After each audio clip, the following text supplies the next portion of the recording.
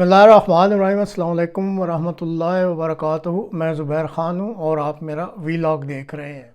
Mustafi या मौत, Oxford chancellor MBS। आज के प्रोग्राम के ये मौजू हैं।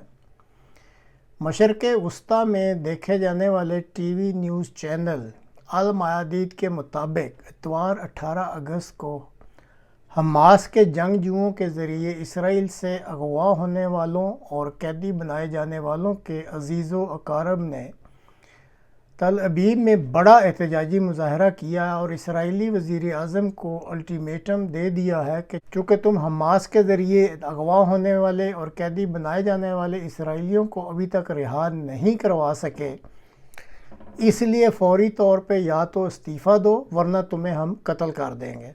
इस खबर के नशर होते ही ईरान की प्रॉक्सी हिज़्बुल्लाह ने भी एक जासूसी ड्रोन जनूबी हैफ़ा की तरफ भिजवाया, जिसके बारे में ख़बर है कि इस ड्रोन ने इसराइली वज़ीर आज़म की साहिली इलाका कैसरिया में मौजूद रहायशगाह की तस्वीरें बनाई हैं। ईरान और इसकी प्रॉक्सियाँ भी अब कोशिश कर रही हैं कि किसी तरह इसराइली वज़ीर आज़म को कत्ल करके हमास के लीडर इस्माइल हनिया का बदला ले लिया जाए और इस कत्ल का मलबा तल अबीब के एहतजाजी इसराइलियों के सर थोप दिया जाए। तजिया निगारों के मुताबिक इस वक्त इसराइली वज़ीर आज़म सख्त परेशान हो गए हैं और इनको अपना इस्तीफ़ा या मौत सामने नज़र आ रही है। अब देखते हैं अगले चंद दिनों में क्या सूरत हाल सामने आती है।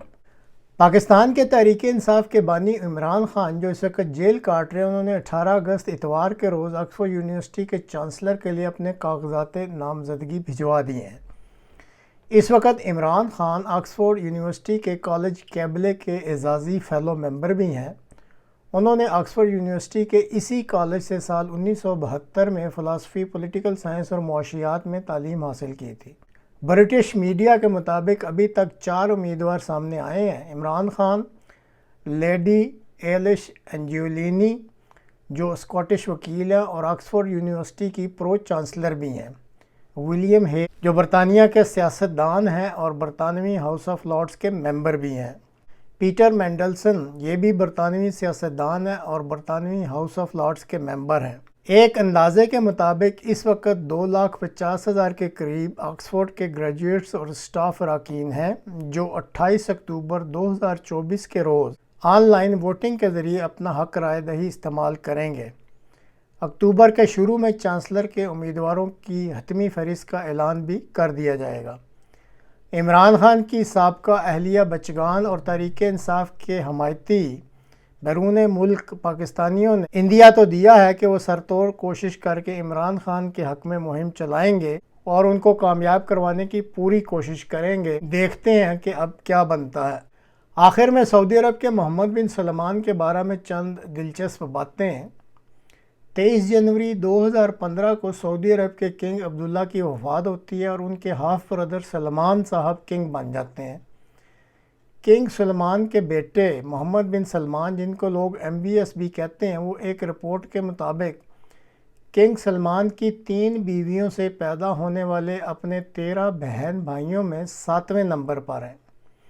जनवरी 2015 की ही एक रात जबकि MBS के वालिद किंग बन चुके होते हैं, वो सऊदी अरब के सिक्योरिटी के करता धरता साद अल जबरी को मुलाकात के लिए अपने पास बुलाते हैं और कमरा मुलाकात में दाखिल होने से कबल वो अल जबरी को कहते हैं कि वो अपना मोबाइल बाहर टेबल पर ही रख दे और MBS भी अपना मोबाइल इसी टेबल पर बाहर रख देते हैं।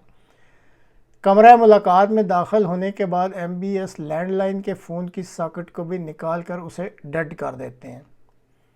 अल जबरी को बुनियादी तौर पर आध घंटे की मीटिंग के लिए बुलाया जाता है, लेकिन इनकी ये मीटिंग 3 घंटे तक चलती रहती है। अल जबरी के मुताबिक इस मीटिंग में MBS अपने मुस्तकबिल का प्लान उसको बताते हैं और उसकी मुकम्मल वफ़ादारी का मुतालबा करते हैं। अपने मुस्तकबिल के प्लान में वो सऊदी अरब को सिर्फ तेल पर इन्हिसार करने से छुटकारा दिलाने की बात करते हैं।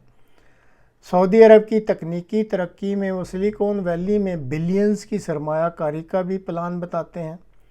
टैक्सी फर्म ऊबर में सरमायाकारी का बतलाते हैं। सऊदी ख़वातीन को समाजी और माशरती आज़ादियाँ देकर ان کو کام کرنے کی اجازت دینے کی بھی بات کرتے ہیں، اور ساتھ ہی بتاتے ہیں کہ وہ خواتین کے لیے 6 ملین نوکریاں مہیا کرنے کا منصوبہ رکھتے ہیں۔ روایتی مذہبی ملانوں سے بھی جان چھڑوانے کی بات کرتے ہیں۔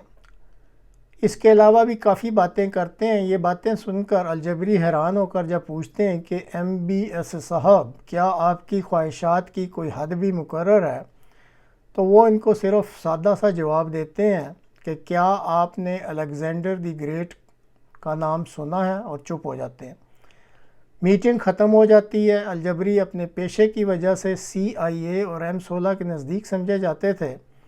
اس نزدیکی میں کسی غلطی کی بنا پر MBS صاحب کا ان پر اعتماد ختم ہو جاتا ہے اور الجبری کو ملک چھوڑ کر کینیڈا میں پناہ لینی پڑتی ہے۔ ان کی کینیڈا میں موجودگی کی وجہ سے اب ان کی طرف سے مہیا کردہ تفصیلات BBC کو مہیا کی گئی ہیں، جو کہ انہوں نے آن لائن شائع کی ہیں۔ وہ دن اور آج کا دن MBS اپنی خواہشات کے مطابق سعودی عرب کی حکومت چلا رہے ہیں۔